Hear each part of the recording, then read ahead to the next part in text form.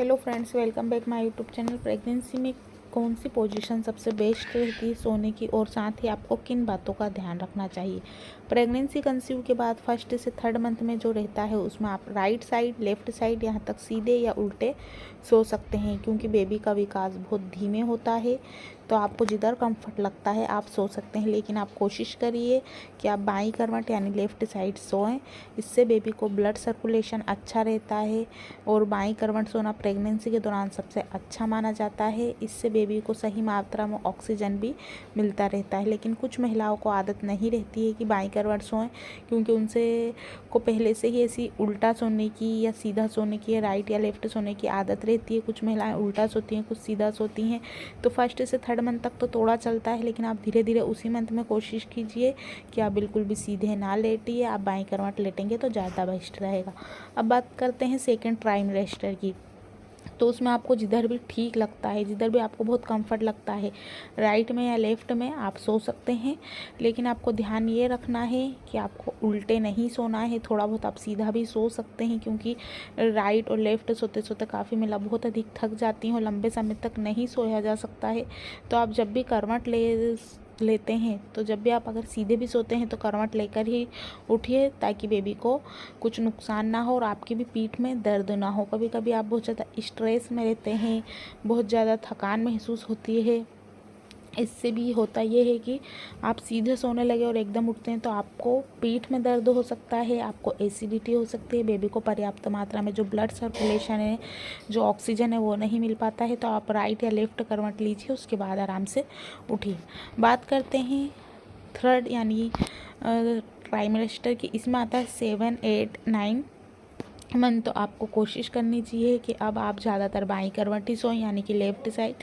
और थोड़ी बहुत देर आप लंबे समय तक थक सकते हैं बाईं करवट भी, तो आप लेफ़्ट सो सकते हैं। अब इस समय आपको सीधे नहीं सोना है बिल्कुल भी, और उल्टे तो आपको बिल्कुल भी नहीं सोना है, क्योंकि इससे आपको कई नुकसान हो सकते हैं। जैसे आपके पीठ में दर्द हो सकता है, बेबी को पर्याप्त मात्रा में ब्लड सर्कुलेशन नहीं मिलेगा, उसको पर्याप्त मात्रा में ऑक्सीजन नहीं मिलेगा।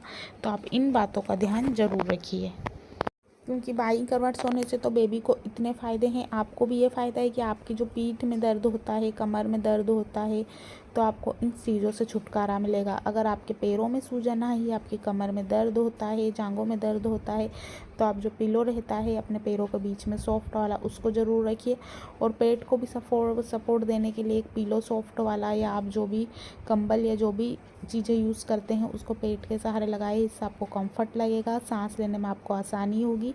क्योंकि करवट लेने से यही फ़ायदा है कि आपको एसिडिटी नहीं होती, सीने में जलन नहीं होती, खाना आपका जल्दी ही पच जाता है, और आपको जो डाइजेशन से संबंधित परेशानियां होती हैं वो नहीं होती।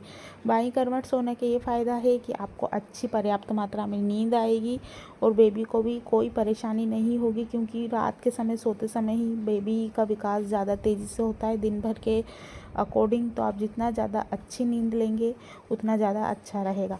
प्रेगनेंसी के दौरान 8 घंटे की नींद लेना सबसे ज़्यादा ज़रूरी रहती है, क्योंकि आखिरी जो ट्राइमेस्टर रहता है 7, 8, 9 मंथ वाला, और स्पेशली 8 और 9 मंथ में महिला की जो नींद है वो कई टुकड़ों में बढ़ जाती है। रात में बार बार उनकी नींद खुलने लगती है और पर्याप्त मात्रा में नींद नहीं होती, जिससे महिलाएं स्ट्रेस में रहती हैं और बेबी के ऊपर भी कोई ना कोई इसका प्रभाव पड़ता है।